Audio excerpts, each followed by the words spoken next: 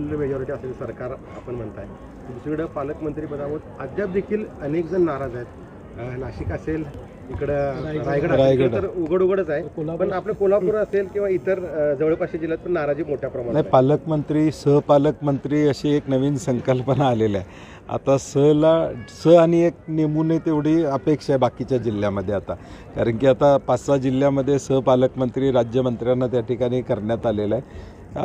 हे बेबनाव सरकारमध्ये त्या ठिकाणी मंत्रालयातलं कामकाज पूर्णपणे ठप्प आहे.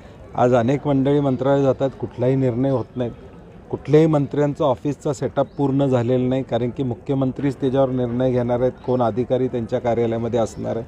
आणि म्हणून एकूण सरकार सुरू आहे का, तर सरकार बंद आहे अशी अवस्था सरकारची. पालकमंत्री पदावर जर आपण त्या यादीकडे जर बारकाईनं बघितलं तर जिथं शिंदे गट आणि अजितदादांचे पालकमंत्री आहेत त्याच ठिकाणी फक्त सहपालकमंत्री काय बघायला मिळतात. भाजपचे जिथे पालकमंत्री आहेत तिथं मात्र सहपालकमंत्री हा योगायोग म्हणायचा. योगायोग नाही, ते सिस्टमॅटिक केलेलं प्लॅनिंग आहे, सिस्टमॅटिक कार्यक्रम आहे. पण तिथे शेवटचा प्रश्न,